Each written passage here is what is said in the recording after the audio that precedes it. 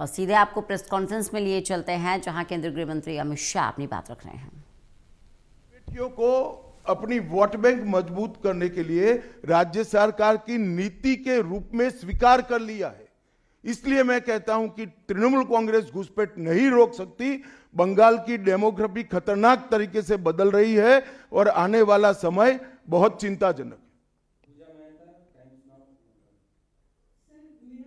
26 के चुनाव से पहले बंगाल में मंदिर मस्जिद की राजनीति शुरू हुई है। आपको पता होगा मुर्शिदाबाद में बाबरी मस्जिद का। एक मिनट।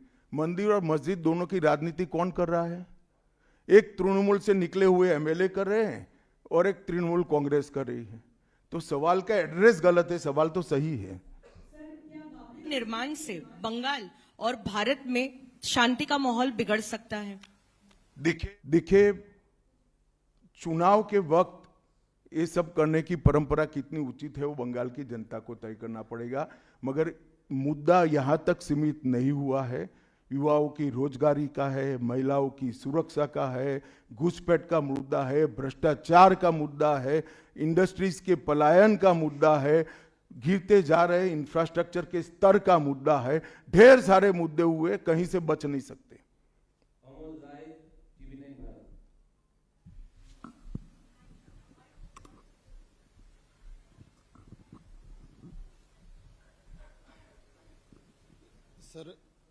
सर मेरा एक प्रश्न ये है कि आज ममता बनर्जी लगातार 2 दिनों से का एक अपना स्वभाव है, लेकिन उनपे जो है तुष्टीकरण का आरोप लगाया जा रहा है और लगातार वो पहले भी मंदिर एक बनवाई है अभी उड़ीसा के तर्ज पे, और दूसरा एक और घोषणा उन्होंने कर दिया महाकाल मंदिर बनाने का। तो चुनाव की दृष्टि से क्या आपको लगता है कि इसका मैं तो भाई किसी भी कारण से मंदिर बनाती है इसका स्वागत करता हूं, मगर बहुत देरी कर दी है उन्होंने।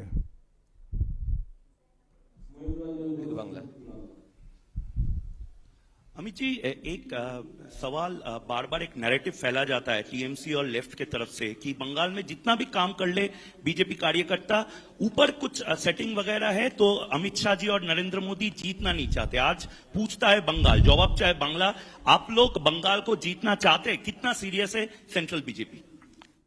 देखिए भाई, मैं यहां आकर प्रेस कर रहा हूं। मोदी जी अभी थोड़े दिन पहले सभा करने के लिए आने के लिए निकले थे, जा नहीं पाए। अब ममता बनर्जी कह रही कि हम उनके साथ हैं। अगर उनको भ्रांति फैलानी है तो फैलाएं।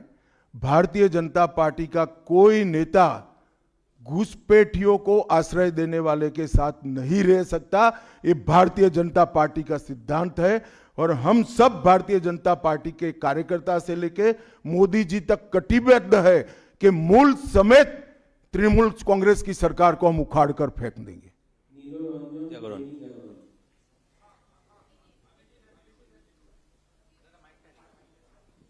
जी, मैं यहाँ ये अभी आप कह रहे थे कि 3000 जो हैं भाजपा के कार्यकर्ता जो हैं घर छोड़कर भागना पड़ा उनको इलेक्शन के कारण। 300 की हत्या भी हुई है। फ्री एंड फेयर इलेक्शन कैसे होगा अगर मतलब लोग जा ही नहीं पाएंगे बूथ पर? तो देखिए, ऐसी ही नीतियां अपनाई थी कम्युनिस्टों ने, मगर सत्ता परिवर्तन हुआ या नहीं हुआ?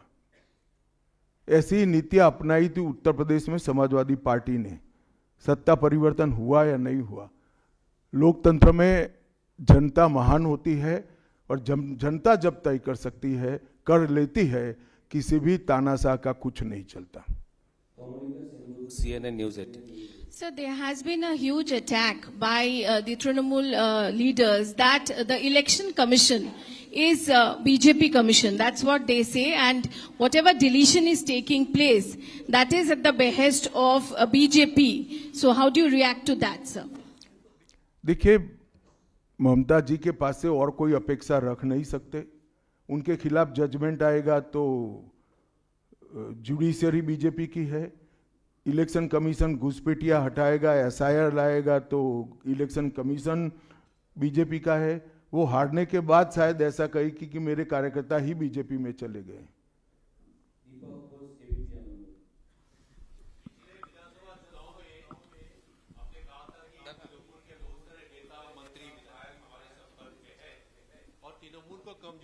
मैंने नहीं कहा भैया ऐसा। कभी नहीं कहा। हाँ हाँ आए ही है।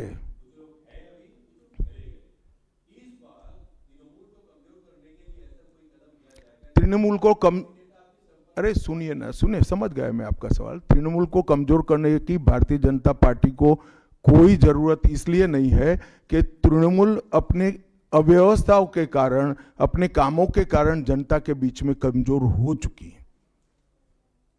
Bangla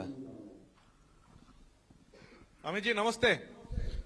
PMLA prevention of money laundering act हम जानते हैं हमारा देश का काफी कड़ा एक आइन है, जिस आइन के दौरान अरविंद केजरीवाल जी तिहाड़ जेल चला गया, हेमंत सोरेन जेल चला गया। लेकिन यहाँ वेस्ट बंगाल में ईडी कलकत्ता हाईकोर्ट में रिपोर्ट दिया है, एक कंपनी है लीप्स एंड बाउंड्स जिसका 150 करोड़ रुपया सीज्ड हुआ है, लेकिन उसका मालिक अभी तक अरेस्ट नहीं हुआ। उसका नाम है अभिषेक बैनर्जी, एमसीएमपी आप जानती है। इसीलिए सेटिंग्स वगैरह ये जो लोग प्रश्न कर रहे हैं, इसीलिए सेटिंग्स वगैरह ये हवा उठ रहे हैं, नैरेटिव्स उठ रहे हैं। बीजेपी का जो लोअर लेवल का नेता भी है वो भी पूछ रहे हैं कि क्यों अभिषेक बैनर्जी अरेस्ट नहीं हुआ, उसका कंपनी का 150 करोड़ रुपया सीज्ड हुआ फिर भी अरेस्ट नहीं हुआ। बीजेपी के लोअर लेवल के नेता का मुझ पर छोड़ दीजिए, बाकी भारतीय जनता पार्टी किसी भी एजेंसी के काम में दखल नहीं देती है। एजेंसी जो न्यायिक काम होगा वो जरूर करेगी, किसी से डरेगी भी नहीं, किसी को बचाएगी भी नहीं।